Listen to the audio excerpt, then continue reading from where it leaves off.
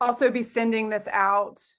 If you registered for this call, we'll send you the recording as well. We'll download it from Facebook and put it in an email along with the links that we share in the chat later today. So if you are here and you are able to click on all the links, don't worry about that.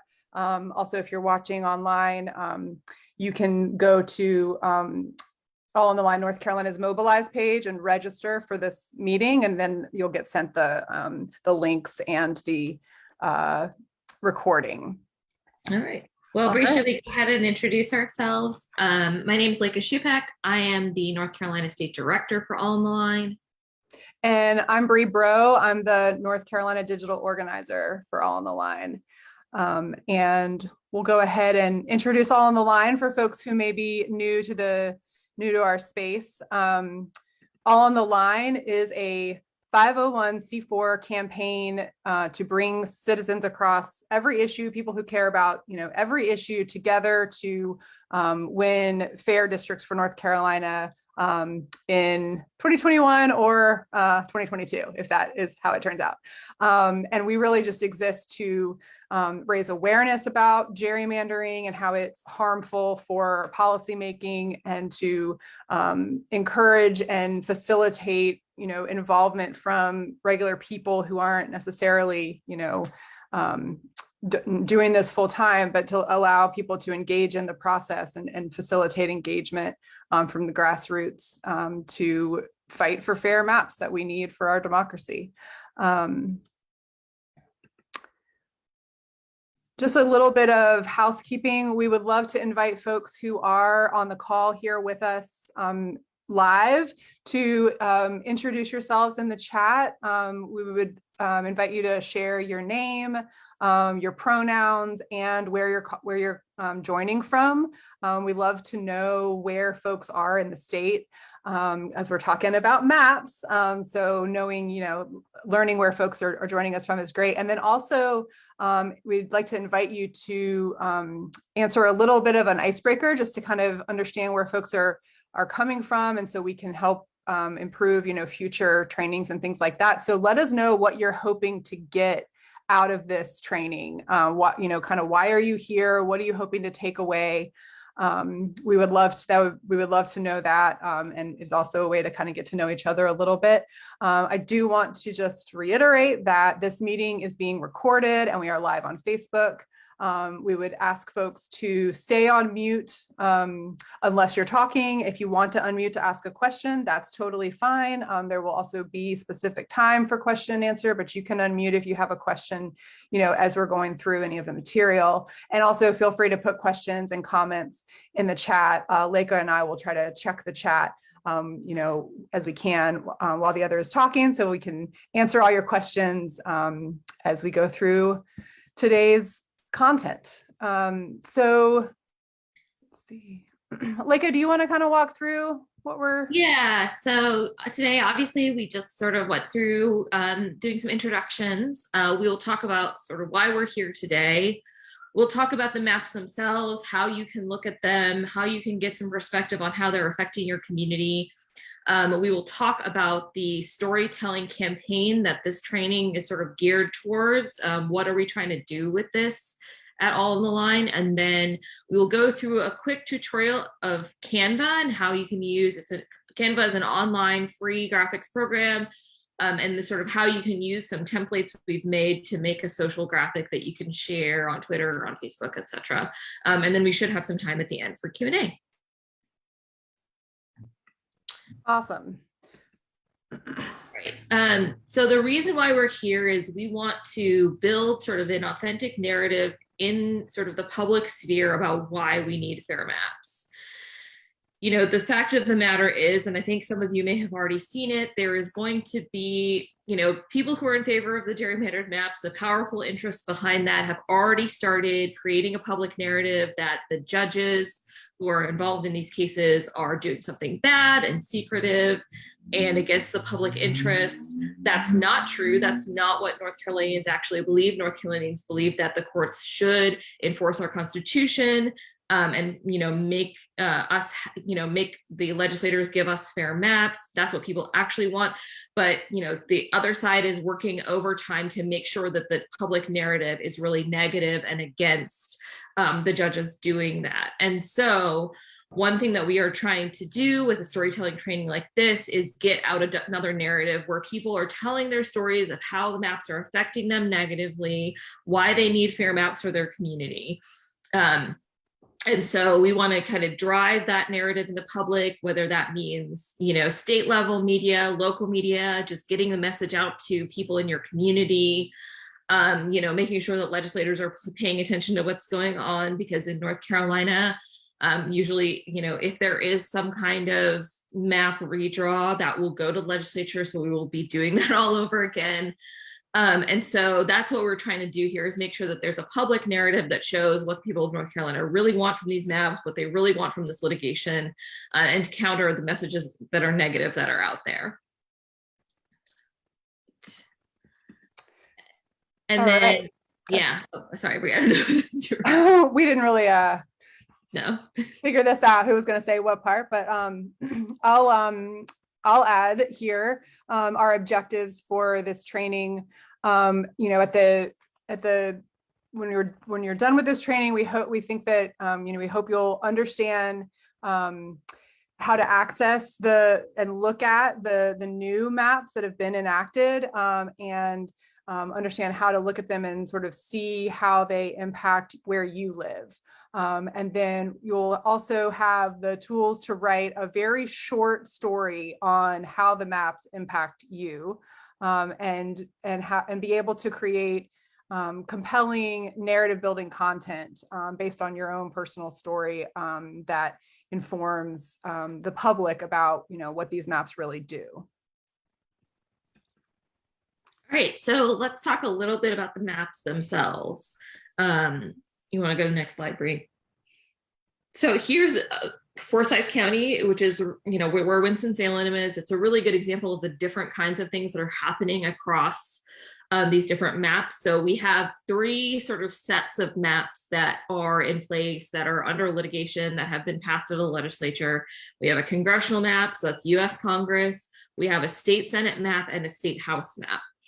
And you can see a lot of different things that are happening. So on the left here, you have the congressional district that Forsyth is in, and it's taking that county and pairing it with a bunch of counties that are sort of more rural to the west and south, going down to Lincoln County. Obviously Forsyth is, an urban kind of county. Winston-Salem's a sizable city, and it's being paired with much more rural areas with very different interests in this congressional map. And that's sort of something we've seen in a lot of congressional maps. In the middle, you can see the NC Senate map. And this is another thing that we've seen, where basically sort of urban diverse voter bases are being packed into the smallest district possible. And so they're just being all kind of shoved in there to sort of make this sort of disproportionate district that doesn't actually follow community lines.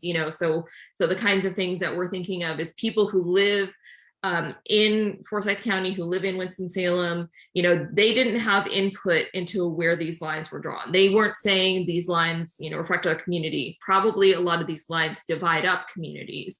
And so this map has been drawn for political partisan reasons, to pack those voters, and not along any lines that people actually live by.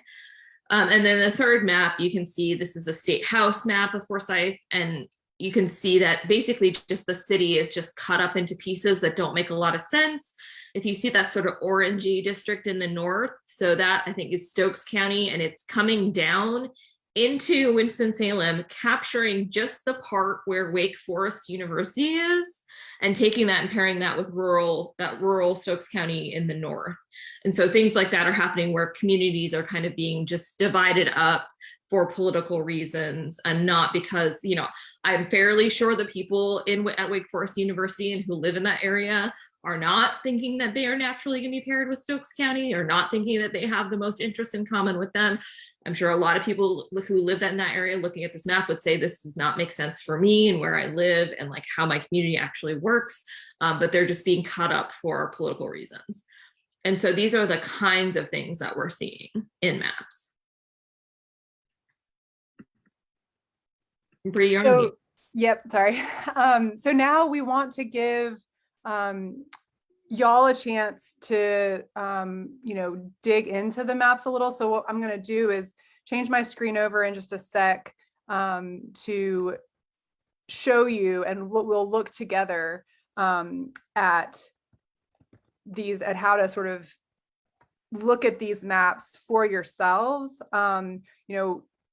There is I'm going to drop a link into the chat, just a second, a couple of links actually. Give me a second. Oops. I'm going to drop these links in the chat, but also remember, if you can't access them in the chat or you don't want to click on them right now, that's totally fine. We will send a follow-up email where that will have the links as well.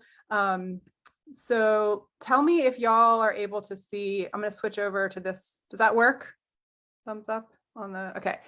So this is the link that I dropped in the chat. We use this link because I find it easier to have one common link where I can navigate to the different maps I want to look at. And conveniently, our friends at Carolina Forward have put this information on their website in a really, I think, user-friendly way. So when you click on the link to carolinaforward.org/data, you get links to the current enacted state Senate, state House, and congressional maps. So you can just bookmark that, and then you'll be able to find any map that you might want to look at. So when you click on the link here, it'll open up Dave's redistricting app. Now, if this is overwhelming for you, that's okay. And we are happy to get on a Zoom call with you and look at the maps with you. So for some people, this information is really interesting and helpful. And for some people, it's like too overwhelming, but we're just going to kind of explain it, walk through it. And then if it's something that would be easier for you to look at one-on-one with me or Leica, we're happy to do that. So this is what it looks like when you open the house map from that Carolina Forward website. You're opening the house map in Dave's redistricting. This program is the one that we're sharing with you now because it allows you to see the new lines overlaid with the map that you are familiar with for your area. If you ever look at like Google Maps or the roads and landmarks where you live, you'll be able to sort of see where the map lines are drawn. So this is the North Carolina house map. I'm going to stick with looking at Forsyth County because that's what we were just talking about. And we have one of our storytelling examples a little bit later is from Forsyth. So if you zoom in here to Forsyth County, you can see, in detail, as you zoom in closer, you get more detail on where these lines are drawn, specifically in Winston-Salem and the surrounding area. If you look over here on the left-hand panel, you can click on background map. So you see that it's very light and faint, but that background map disappears and then appears when I click on this. And there is a place where you can change the opacity. But this, if you look, I'm going to zoom in here and you can click on this plus and minus to zoom out or zoom in. You'll see down to the neighborhood level, like I've got a map underneath these district lines that show, different streets and different precincts and different neighborhoods. So this neighborhood that we're looking at here is called Ardmore, and it includes all of this area here that's showing on the screen right now. And you can see that it's split into 3 different house districts. So people who live in this neighborhood are going to vote and have 3 different ballots. They're going to be able to vote for different people for the North Carolina House, and they're going to be represented by 3 different people. So for those folks, that might be a frustrating experience. it dilutes their voting power as a community to be split into 3 different districts. So that's just an example of how you can see that. You can also click, or if you click on and off over here, going back over to the left hand column, you click city lines on and off. I'm going to zoom back out so you can see. Because another thing to look for when you're looking at the map where you live is, does the map respect your city boundaries, your municipal boundaries? Does it make sense? So these blue lines here are showing the boundary of Winston-Salem, the municipal boundary. And that's something to also, look at. I might, upon just sort of a first glance, I think it's sort of interesting that, there are 1, 2, 3, 4, 5 different districts that include the city of Winston-Salem, but this pink one just pulls a couple of these precincts. So, why is that happening? That might be something to think about. Just a couple of other things to point out about this map and what you're looking at when you're looking at a Dave's redistricting app. You can learn about a specific district by, again, on the left-hand column, going to the district selector and finding the district number that you want to look at.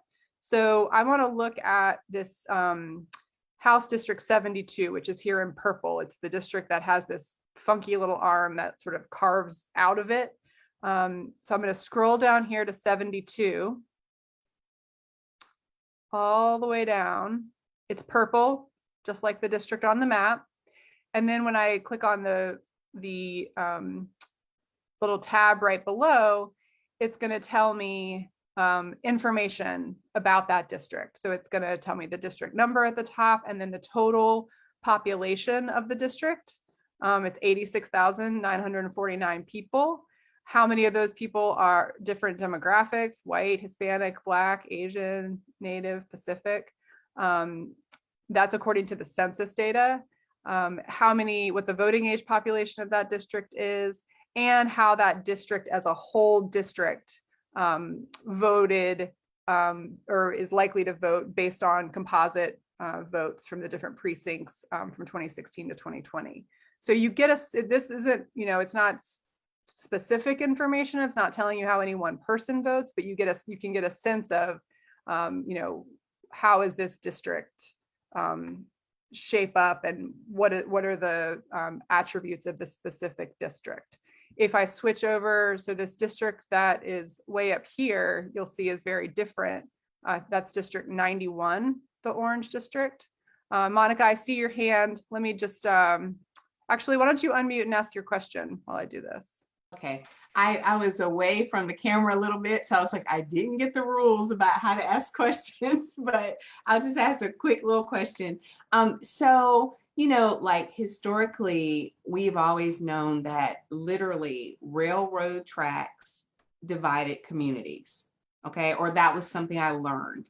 And what I was wondering is there kind of I hate to call it a playlist, but a playlist of division, or playlist of unfairness that we could look at. So we could say, pay attention to where the railroad track is, pay attention, because what you all are teaching us is that, and it's almost like I need that playlist, so I'll be able to look at the map and even know what's happening.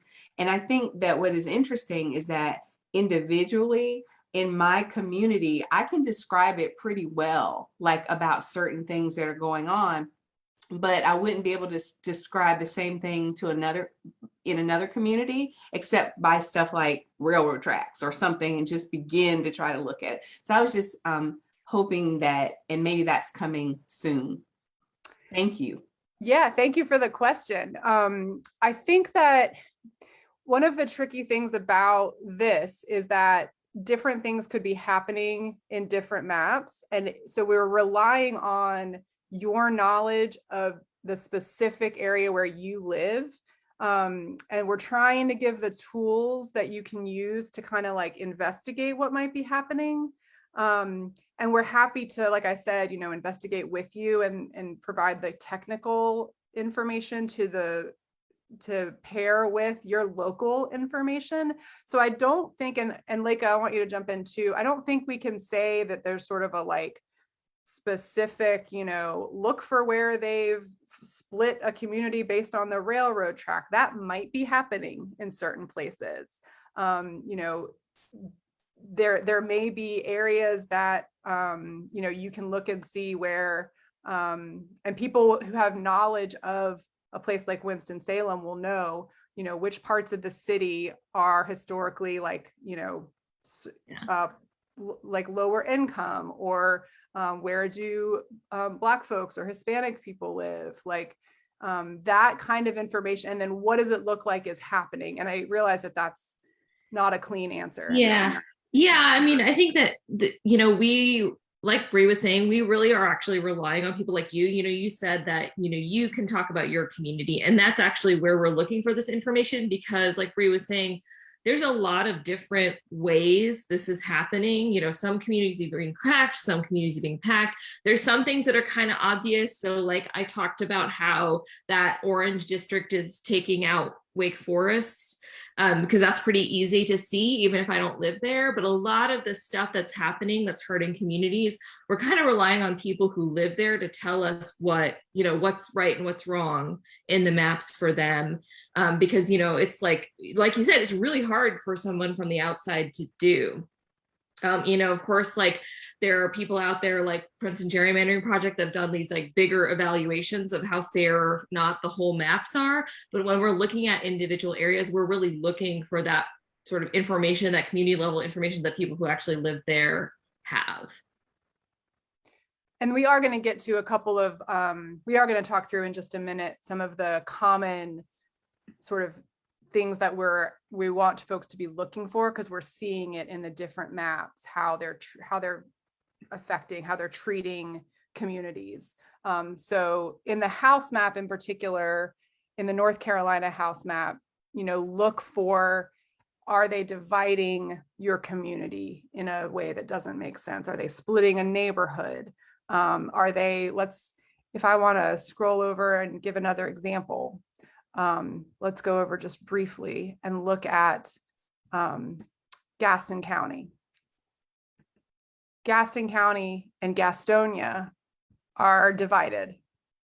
When I spoke with some folks who live in Gastonia, they were telling me about, these lines right here that you see are really splitting the downtown kind of, Gastonia proper area. I mean, these are neighborhoods right here in these two different precincts that are really a community. It's not like they've separated like the city from the county that has different interests in a way that makes sense. They are dividing a neighborhood. So you'll have, people who live in the same neighborhoods and their kids at the same schools, have similar interests, divided into two different districts. That's the kind of information that we're looking for, that we can't always tell just from looking at the map. So that's what we want. We hope that folks will kind of look at in each map and see what's happening where you live, and what context can you provide for people to understand what they're doing with the maps as part of sort of a story. Let's see. So I think in the interest of time, we'll move on, but we can, if we have time at the end, we can go back and look more at the different maps and Daves. But again, I think the best way for y'all to understand the maps and to do that is just to like click on those links, go in there and look around, play around, see what you can, you can change stuff. You're not going to hurt anything in there. Those maps are, you can't change anything that will hurt them. So just play around in there and see what you can learn and understand, looking at the different maps in Dave's. Let's see here. Some of the questions that, as you're looking at those maps, to consider. So we're talking about this in terms of telling a story. The stories that we can tell from our personal perspectives are what's going to connect with people and actually make this salient for folks who maybe haven't been, paying super close attention, or who are going to be, hearing about this trial that's happening, but that's all going to be very technical and kind of wonky and expert testimony. But we want human testimony. We want sort of. Yeah, actually, that's a really good point. Just to say, another part of this is that there's going to be a trial that's happening, and if past trials are any indication, there's going to be a lot of time spent with a bunch of academics who've done really in-depth analyses, have run a bunch of algorithms. They're going to be showing their charts and graphs and histograms, and and it's going to feel very, very technical. That stuff is really important. Those analyses are really important, but those things do not really tend to connect with the public very easily. They're intimidating. They can be hard to understand. What does connect with people and what can really shape the public narrative in a positive way is hearing these kind of stories that we're hopefully helping you build. So the question to think about as you look at the maps, and you can, look at different, like scroll over different precincts and see, where are, which precincts are more Democratic or more Republican, where do more, white and Black people live. That's all just sort of information that gives you a sense of who lives where. And really what we're hoping for is your local knowledge about, where do different communities live, what neighborhoods are, where are neighborhoods that look like they're split in the maps. So look for that. Look for, is my city or my neighborhood or my community divided by these maps? Are we divided? Where are the lines drawn? And do they make sense for some reason that other than partisan advantage? We think that the folks who drew these maps really drew them for maximum partisan advantage. So if they're drawing lines that don't make sense to people who live there, that's a red flag. Look for areas where Democratic voters are packed and cracked. Again, are the lines for a reason that makes sense, or are they, trying to maximize partisan advantage? Is there an alternate configuration of where those lines could be drawn that would make sense to you? And I want to say that might be helpful to look at. You don't have to have the answers. You don't have to know what should be done instead. You just have to look at it and say, this is not right. This seems wrong. This little arm that comes down into Winston-Salem and digs out, Wake Forest University and pairs it with Stokes County, that doesn't seem right. That's all you have to be able to identify. I think that's really important. You do not have to be a map expert. You do not have to draw perfect maps. That is, the legislature are the ones who should have done that, right? And the experts are the ones who need to do that. The job of an ordinary citizen is just to tell people what is actually relevant to their community and whether maps are hurting their community. And again, the maps that we're sharing with you have a lot of information in them, but we're really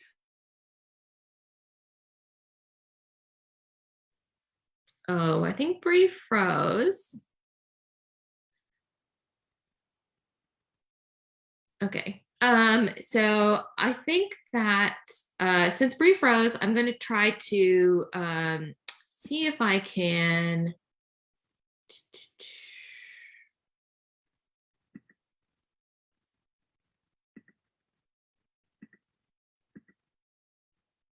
share this myself.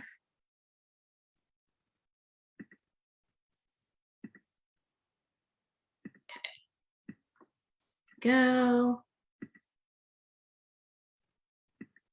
All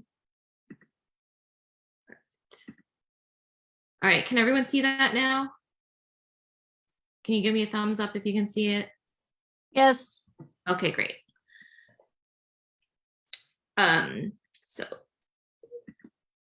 So now we'll talk a little bit about what we're actually trying to do with you all here. And some of this is Bree's section, but I'll do my best. And I know that she's worked with people who are on the call to do this. So if y'all want to unmute and tell us a little bit more about your experiences like at a certain point, let me know. This is a Zoom within a Zoom within a Zoom within a Zoom.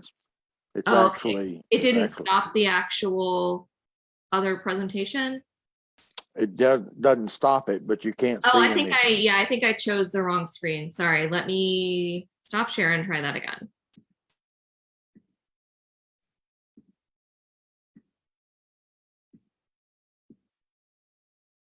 All right.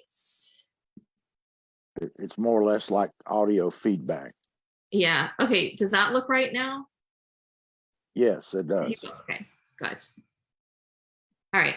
So Joanna worked with Bree to put together a story thread, which is what we're trying to work with you all to kind of put together today.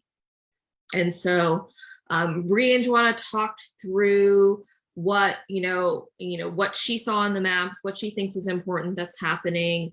And they put together this sort of short story. I think it's like 100 words, 150 words, broken out into a couple of tweets, and then this accompanying graphic with picture of her.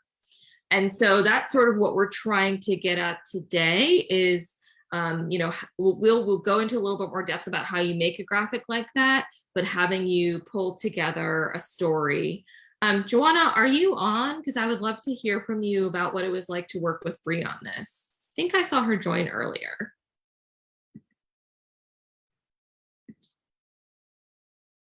Okay, I think, Joanna, are you there? Asking you to unmute.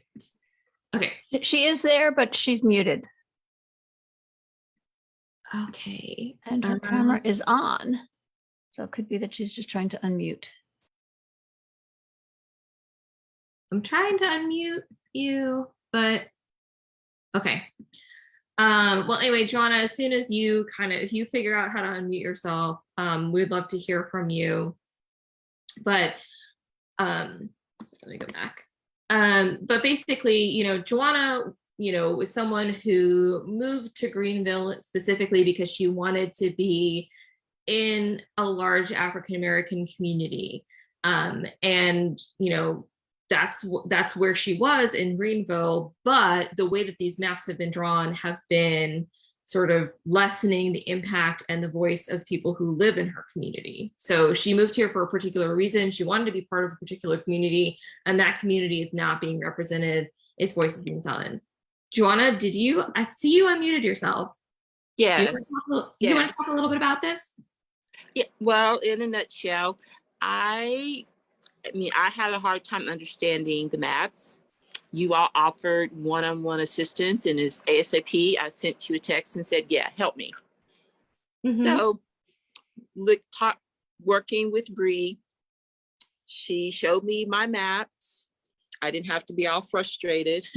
And I was like, okay, when I first came here, it was pretty much black and white. It is obvious with my own eyes, it's not that way. When you go into Walmart, you might have someone from the country of India. You have more Asian Americans. You definitely have more Hispanic and or Mexican Americans here. It's obvious. Now, Bree also mentioned something I didn't know, and she said something about there were 2 districts created for minority purpose. Mm-hmm. And I didn't know anything about that historically. And so if the increase in population is due to African Americans, Hispanic, Latino, whatever you want to call yourself, Asian Americans, and she pulled up on the census that Latino / Mexican Americans has increased 40%. So how in the world are we getting less representation? So no, I'm not okay with that. So that, mm-hmm. I can say that all day long. That's not hard for me. Mm-hmm. But reading the maps can be difficult for me.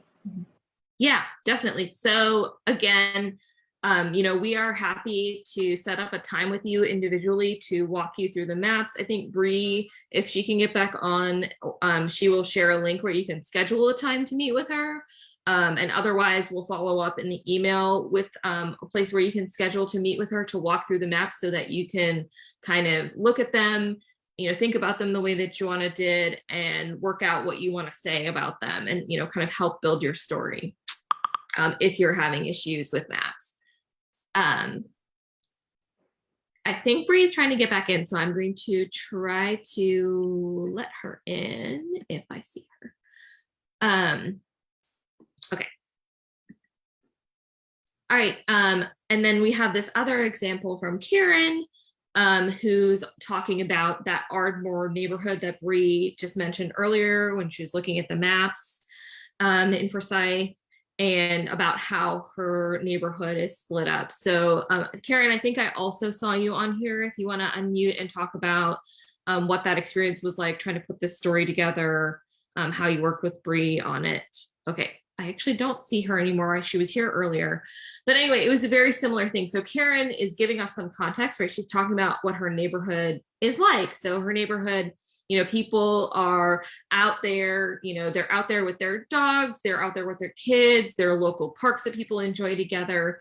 It's a really cohesive community where people know each other. But their community is split up into 3 different house districts. So that causes all the kinds of problems that, oh, Karen, I see you now. Do you want to talk a little bit more? You're doing a good job. I'm so reliant on Bree, I'm trying. I had a similar experience with Bree right away after that first meeting. I was confused about accessing the maps and what to look for in the maps, and working with Bree, we got together right away, and then we got together yesterday to put the story thread together. So that was very helpful, very easy, and now I have a little better idea. Our community is really fairly small. It's a historic community, fairly close to the center of the city, and it's fairly diverse in terms of different age people, different socioeconomic categories of people. And it's been split into 3 parts, this very small community, which I would guess votes largely Democratic. So we looked at it. We also looked at the, ARM in Wake Forest, which I didn't talk about in this story thread, but that's also probably a big deal for our community.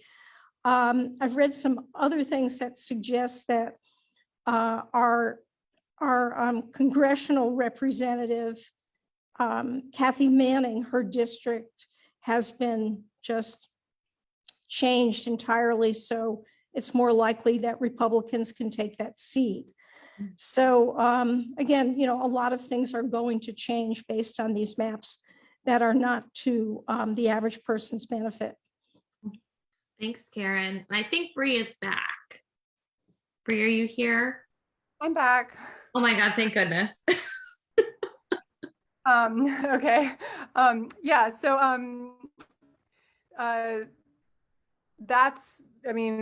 this is a great example of a story that you can tell about, that Karen told about her community. Let's move on to the next one so we can get, I know we're getting, I want to keep an eye on the time, and I apologize everyone, apparently my new internet's terrible. Did we go over Joanna's while I was off? Yeah, we did. Okay, awesome. When you're crafting your story, you want to aim for between 100 and 150 words. Think about how the maps affect you, what you want to say about it, keep it personal. And then once you've written your paragraph, that short 100, 150 word paragraph, you're going to pull sort of whatever you think is your summary statement or your strongest statement, or the statement that makes sense, that fits on the graphic, as the piece that you want to put on the graphic, and then you're going to use the rest of your story as sort of context for your post. And again, we are here to help. So let's go to the next slide. Again, when you're writing, think about what is most concerning to you about the new maps. How is your neighborhood or community or city treated in the maps? How would you describe your community to someone from out of town? Why is this, what makes it a community? Why is it a problem that it's split? And what is a change you'd like to see if the maps were redrawn? What is something, if you know something that could be done differently, what is that? Let's see. Let's go on to the next slide. I think we wanted to give some time for folks to think about their story. But I'd like to also make sure we get to how to use Canva. So I think can we go ahead and you think like, can we go ahead and do that? Go ahead and do Yeah, sure. Do you want me to stop sharing? Do you want to switch with me then? Yeah, let's switch. Okay. Hopefully my internet won't crap out again, because that would be a bummer. Let's see. I'm on my hotspot, so I just don't know how it's gonna look, but we'll do our best. Let's see. Well, hold on a second, y'all.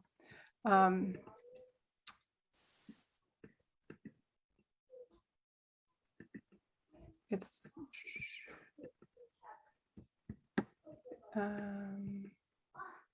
for some reason, well, let's try.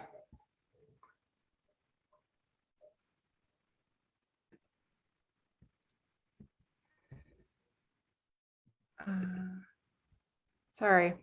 While you're doing Oh, there that, we I'll go. try to Okay. answer questions in the chat. John's asking about, that basically right now he has a Democratic state senator and a Republican state House member, and that they have really different focuses. What's the best way to talk about this impact on me and my community going forward? And so I think that that's exactly what I would say, is to kind of focus on those issues, talk about where you live, your community, what the concerns are there. So for instance, I'm sure healthcare is a concern everywhere, and, also like for people who live in rural areas, rural hospitals closing and stuff like that, because we have an expanded Medicaid, whatever the policy concerns are, and then just say, we've had a history of having, a representative who, or having a state senator who covers our area in a way that actually addresses those concerns.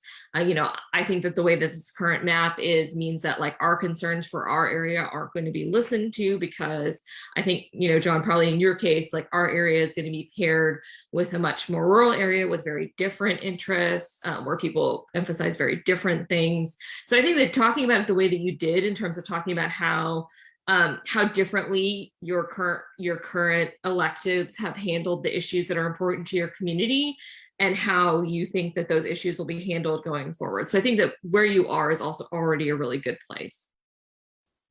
Okay, so to get into how to actually do this, how you create, and again, we have spent a lot of time on the story, because the story is really important.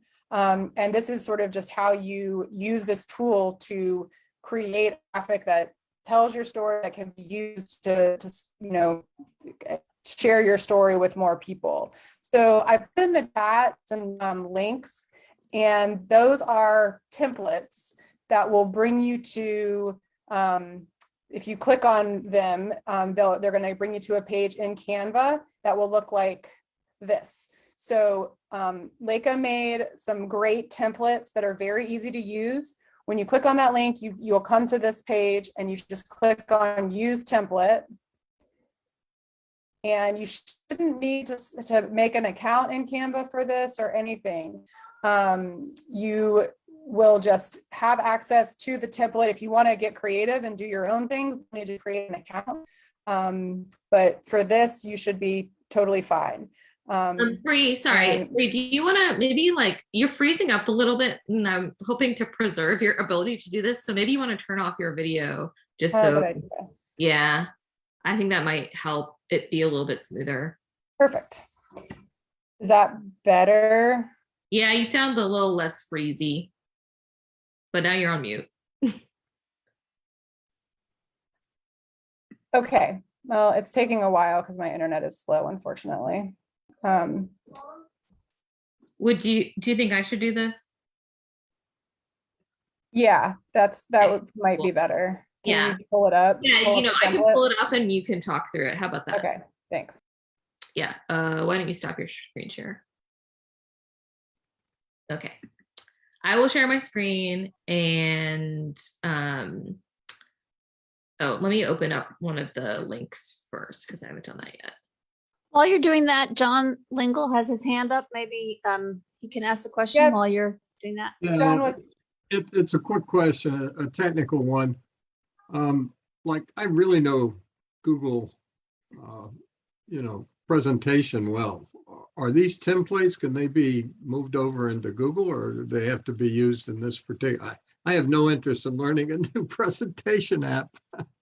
so this is not a presentation app. This is I think it's a graphic. You're gonna make and create a graphic using Yeah. this. If it is, it's also totally understandable that you just don't want to mess with that. And we have a form that you can just put your information in and we'll make the graphic for you. Oh. Okay. And then how do I display the graphic? Like I know how to call up and share Google Slides. Well, you could absolutely do this in Google Slides if you know how to do it. The campaign that we're going to be running, that we want to have this for, we're going to be sharing a graphic and 2 tweets, or a graphic and a Facebook post about each story.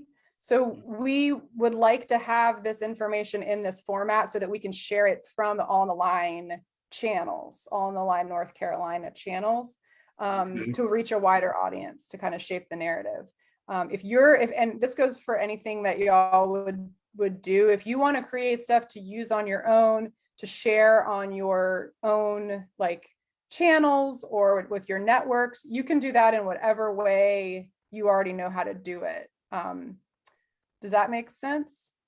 Yeah, sure. And so if I do create something and I send it to you, you can translate it into this format. I don't have to figure out how to. Yes. Yes. Yeah, if Okay. if you find, Great. we want to teach you all to do this so you can do it the way that you want to do it. But if you all find this really confusing, if you write your story and you submit it to us, and we'll show you a form where you can just type something up and send it to us, we can make the graphic. So anyway, I will go use template, and this is going to make a copy of it so that you can do whatever you want with this copy, and it's not going to mess up anything for anyone else trying to use the template. So this will already make a copy of it for you. So if you just, click on the text, for example, I'm sorry that I'm not doing this because I had like text sort of queued up to copy and paste in there, but you just you click on that text box, and then you can copy and paste your story or your sentence that you want to pull from your story into there. So like I don't know if you want to show that how you just click on that and change the text. Yeah, so if you highlight, if you double click on it, you'll get into the actual text, and you can take that text out and put in whatever you want. You can type it straight in, or you can copy and paste it from somewhere else. and why don't you type them and show them how to change the color? Yeah, so if I say like just hi. So if I want to, the way we are doing this, what we do is, we usually keep most of the text in white, and if there's something we want to put an emphasis on, so if I wanted to put an emphasis on my name, I highlight my name. I go to this A with the color band below it that changes the text color. And we have the sort of set colors up here where you should be able to just use these. And I use this sort of dark, dark, dark blue. And then that sort of gives me some emphasis.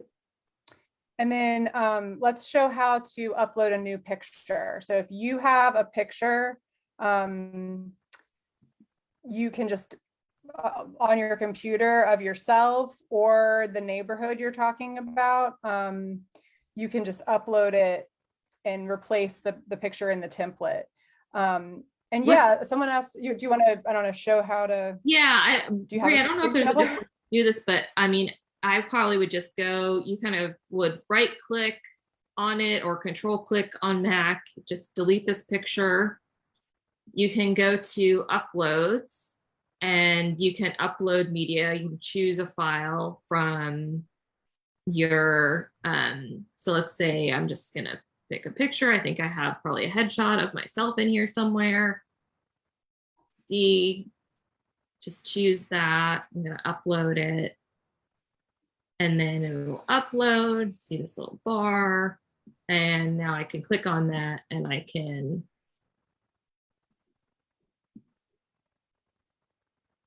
I don't know why it's not doing the little angly thing, but I can. Might have been because you deleted, but Oh, am I supposed if to you just just- put it over top? if you just drag and drop the picture, it'll keep it in the Okay, I see. Let me general undo and see if I template. can fix it. And while you're doing that, I want to answer Sandra's question. There you go. So it's really just like uploading the picture you want to use and dragging it over into the template. And then let's show how to, once you've changed the graphic that you want to use, you want to download it to your computer, and then you can post it or send it to us, load it into the form that we'll give you, or just email it to us. Yeah. So if you want to download it, you just click this little down arrow button. And then you should just be able to click download. This is just an image, making sure it's an image file. And it's just kind of processing it. And now it's going to let me save this. And so I'll save it here. And to answer Sandra's question in the chat, why do we want graphics? Yeah, to make them more appealing, to make the stories more eye-catching. There's a bunch of research that says that, you know, people when they're scrolling through social media are more likely to, you know, look at pictures, watch videos, look at something that's in a graphic form. So if you have, especially if there's, you know, we have a version of the template that doesn't have a picture, but people are more likely to look if there is a picture of a human face or something that they recognize that's appealing to them. Oh, and also so you're going so to you want can- to change. Sorry, we have down here a place where you can put your name and you change that exactly the way that you would change the other text, just so you know. Yes, on the graphic, make sure you put your name and, you know, where the city or the neighborhood that you live in. So yeah, humanity connects, Archana said in the chat. The reason we're doing this is that people are much more likely to connect with it, to read it if it is, you know, colorful and there's a human face. Ideally, you're just going to get more eyeballs that way. And when we're doing this campaign, you know, we want to show that there are real people, real North Carolinians behind these stories. So that's why we're doing the graphics. And if you would rather, you know, make a video, or, you know, you want to use the graphic without a picture, that's totally fine. But yeah, it's gonna be more impactful. People are gonna relate to it if they see it, and they're more likely to stop and look if it's a graphic, especially if there's a picture. And I see John's hand is raised. Yeah, sorry, one other quick question. I'm trying to get a vision of the final product. So I have a little story. I get divided into 3 sort of short, very short pieces for a tweet or for whatever. But if I'm starting to do graphics, do you want a couple of graphics per story? Do you want somehow the whole story on one graphic? I'm trying to figure what the final product looks like. Yeah, so I mean, you know, I think that we could probably put together an example of this and share it on the follow-up email, but probably, and Bree, you can correct me, but the way we were thinking of this is that you'd have whatever story you have, maybe it's broken up into 2 or 3 tweets. You would put the graphic with the first tweet, because that's the first thing that people see. And then the rest of the tweets could just be text. So the graphic's just sort of there to kind of pull your best quote, you know, or your best statement, put it in the graphic, attach that to the first tweet, and everything else can be text. The graphic's sort of there to kind of grab people's attention, get people to read the rest of it.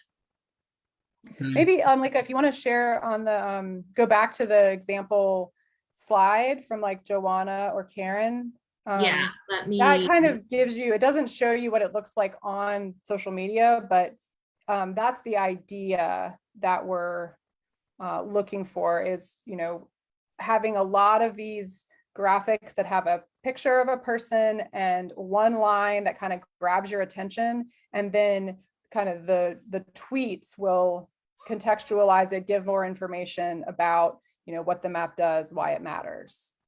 And so if you have multiple stories that you want to tell, you could absolutely do multiple little vignettes, I guess, and you would just want to pull your quote, your highlighted quote for each vignette, and we could do a thread, you know, about several different stories, if that makes sense.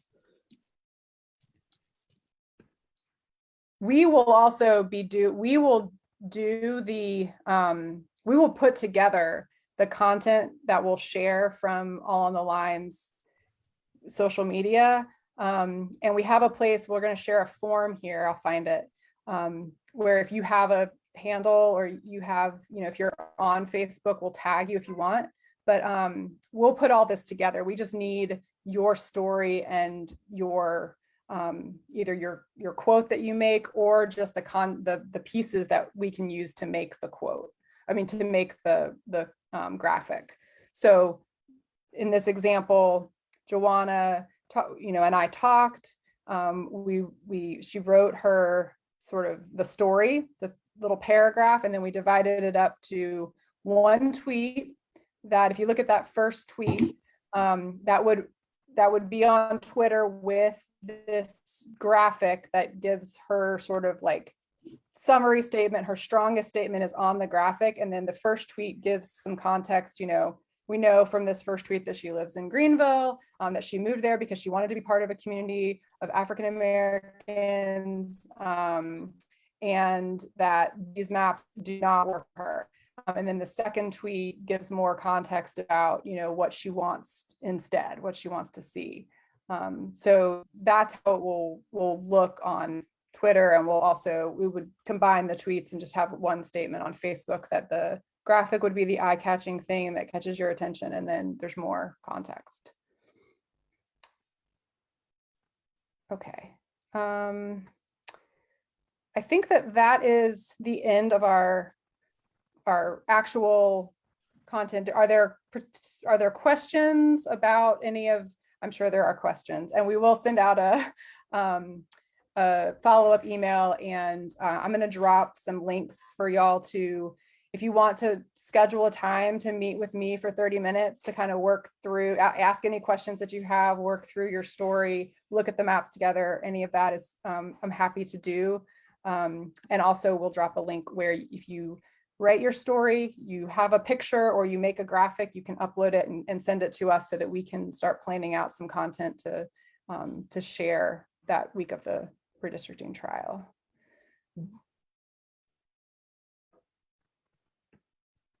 But feel free to unmute or put any questions that you have in the chat right now.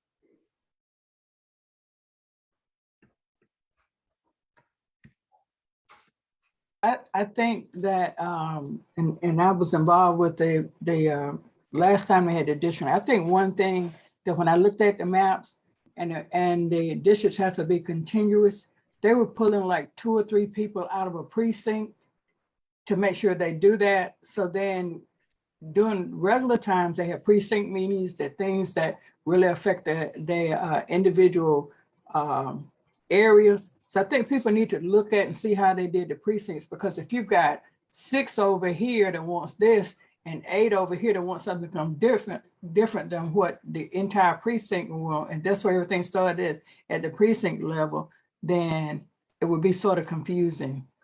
Mm-hmm. Yeah, so you know, if you want help looking at your particular precinct, it's pretty easy to do that in the days that we showed. And so, you know, if you want to schedule one-on-one time, we can help you look at exactly how your particular precinct is affected, because you're right, there are like definitely precincts which are split up into a bunch of different districts where 1 or 2 people are pulled out and they're really being disconnected from the rest of that precinct where they do a lot of other activities.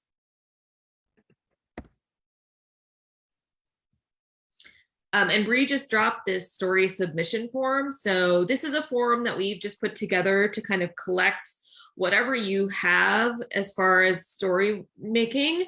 And also, honestly, even if you don't have much, just filling out the form and submitting it lets us know that you're interested in writing a story. And so then we can kind of reach out and help you with that, however makes the most sense to you. Again, like what we're really trying to do is be prepared for the week of this trial. We know there's going to be a lot of, bad information, bad messaging coming out at that time that's going to be very negative about what's going on, when we want people to be really positive about the possibilities of getting fairer maps through this litigation. And so we want to make sure that that message is out there from you all, from most of the people in the state who feel that way. And so just even if you are just sort of starting a story, or if you're just interested in writing a story, signing up for a time with Bree, filling out the form, and just giving us your contact info will at least let us know that you're interested in doing it.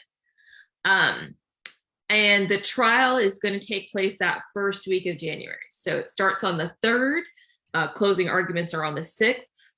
So it's just that week of January, and we're hoping to have a lot of stories to share that week.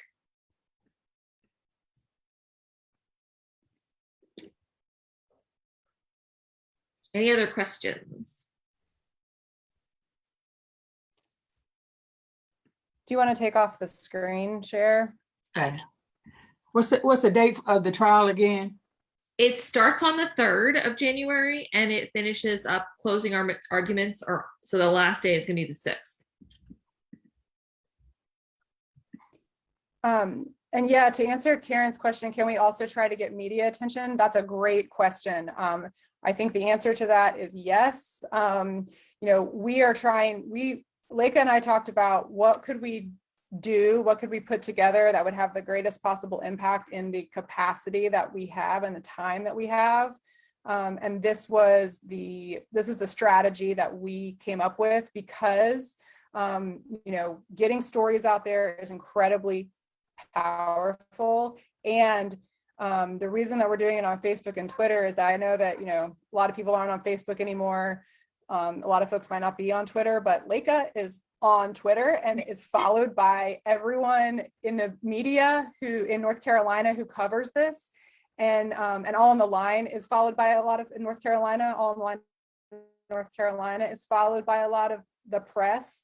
So a big reason to do these stories is to get them in front of the press and in front of journalists who are going to be covering this, and we want to make sure that they are including the voices of real people. So that's how we're envisioning this will help us get media attention. And if you have other ideas or can reach out to local people, that would be amazing. And journalists want to tell people's real stories. Journalists, during the process, we got approached by a lot of journalists who wanted us to connect them with real people who were affected by the maps or who were participating in the process. I assume this will be no different. We will get, journalists contacting us, and journalists are on Twitter. That's like where a lot of them are. And so them kind of seeing stories there also, is something that'll influence them. And also they may, then want to reach out to you or talk to you in particular because they saw your story on our Twitter. I think Michelle, Just a quick question. Should we be also, if we're on Twitter, retweeting your tweets to the press and to elected officials who might be redrawing the maps if we don't get a special master or something? Should we be retweeting? Definitely if you can. 100%. Yeah. I mean, another reason that we felt like this was a good use of our time and capacity is that if people amplify it, it'll go further, it'll get seen by people, and this is a way that we can amplify the stories. So yes, retweet it, post it on Facebook, tag people that I mean, we're not going to probably be able to tag every local journalist in every part of the state, but if you see a story from, a place that you're familiar with, and a journalist there who covers that area or who's been covering redistricting, yeah, I think this is particularly helpful if you have a local outlet that's in your area. They're always looking for ways to make state level stories relevant to where you are. So if you have a story to tell for your area, tagging, whatever your local newspaper is, or your other local media outlet is a really good way to kind of bring them into the story and make them, share it as well. And again, this specific kind of campaign, the stories and the graphics are what we have decided to do that we think is going to be most effective and impactful. But if you have other ideas that you want to, take the ball and run with, and you want some support or some help thinking it through or putting something together, reach out to us. We're here to support y'all to do, the work of getting these. And we also will have other trainings coming up that, we will probably do a training that week, the week of the trial, trying to look forward to stuff to make the news on the weekend. We'll probably, actually be doing stuff like this pretty consistently throughout January. But this in particular is what we would like to put emphasis on for that week of the trial. And that's why we're doing this training now. And Sandra asked, are we encouraging folks to attend the trial? Yes, if you are able to come to Raleigh, I will be going every day. I'm sure Bree will be going most days. Please come see what the trial is like. Even if you can only come for like an hour, still very worthwhile. One thing I will say is that I've been in the courtroom where this is held. It's pretty small. And this was when I last was there, it was before COVID. So I'm not really sure what they're going to do, to protect people from COVID as far as how many people they're going to let into the room. But, I think, but if you're able to come, we would love for you to come, because I think it's really impactful to see this, and we would love to talk to you. And if you do come and see it, we would love to take a video with you about, what it was like to see. But yes, if you are able to come to Raleigh, it's going to be during the workday in downtown Raleigh, basically. But we would love to see you there if you are available. What's the location of the court? It's going to be at the Campbell Law School building. Okay. Yeah, so the Campbell Law School is like right in downtown Raleigh. They have a little courtroom, I don't know, on the 3rd floor or something like that, where they've held these redistricting trials before. And so that's the same place it's going to be. So it's at Campbell Law School. If you're coming, let us know. We can meet you outside. Make sure you, get in and know what you're supposed to do.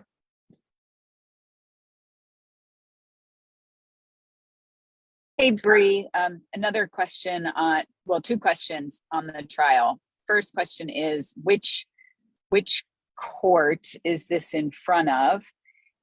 And the second question is, if you can kind of explain and comment a little bit. I recently learned that the 2019 case, which found that the extreme gerrymandering was against the North Carolina state constitution, I didn't realize that that was in a trial court. So that doesn't establish legal precedent. Can you maybe talk about, like, what does that mean? And is it our advantage or not? Or yeah, so I can just take this, but in North Carolina, redistricting cases have to go to this special 3-judge Superior Court panel. So 3 Superior Court judges are basically appointed by the Chief Justice to a particular panel that hears any redistricting cases. And so all redistricting cases have to go there first. And so that's sort of what happened in 2019. There was a 3-judge panel. Those cases were before they were decided. I think that the stance of the legislative defendants has been that trial doesn't mean anything and is stupid and inconsequential. I think the opinion of right-thinking people is that trial outcome should be very persuasive. Those judges were very thorough. They wrote a very thorough, legally reasoned opinion. And that ruling actually should be something that is influential over what's happening now. So I think that's another thing to counteract that, you're going to hear, oh, well, that court, whatever, it doesn't matter. That court was just deciding about those particular maps. I don't think that everyone agrees with that. But what's going to happen is we're going to have this trial. There's going to be some kind of ruling from that trial court. We don't know what that's going to be, but that's not necessarily the end. Regardless of what happens, you know, we're likely to see some kind of appeal to the state Supreme Court. So state Supreme Court has basically said that either party, after the results of that trial, can appeal directly to the state Supreme Court. State Supreme Court will, you know, look at the case. So that's sort of the situation we're in, is that, you know, obviously state Supreme Court precedent is much more sort of mandatory, I guess I would say, than something from a lower court. But, you know, that doesn't mean that the lower court ruling from 2019, it should not be considered important and influential. So yeah, I don't know. Hopefully that answers your question. The last time, when they had the redistricting, the last time it went all the way to the federal court on Newman Avenue, and I was one of the plaintiffs, and I testified at that, and they ruled in our favor, and they went back. They had to go back to the old county commissioners' lines. They had to go back to the school boards and everything. So, but it's an unusual situation, because I was one of the ones under social justice. Yeah. And we won, and that's the maps that we're using now was the one that they ruled that was unconstitutional, and we went back to the old maps. Yeah. So in the past, there have been federal cases. This case is currently in state court. So yeah, it's a little bit different. But you know, like I said, we had this really good state court outcome in 2019. So we're hoping for that to be kind of reaffirmed. I just want to thank everyone for being here. I know we're over time again. We always have these great conversations, and I think I'm happy to stay on a little if folks want to ask questions, but I also just want to say thank you for being here with us, and we will send a follow-up email with the links, and especially, you know, please don't hesitate to reach out or book a time to talk with us if it would be helpful. It's been really helpful for me, and I think for folks. Yes, this will be available as a recording, and thanks for dealing with our technical issues. I'm going to write a strongly worded letter to Google Fiber. But thanks everyone for being here, and we will, please book a time. Don't hesitate to book a time to meet with us. I think it's really helpful to just talk it through to help you figure out your story rather than struggling. All right. Well, thank you, everyone. And, you know, have a good holiday, and hopefully we will see you all in the new year, if not before. Thank you. Bye.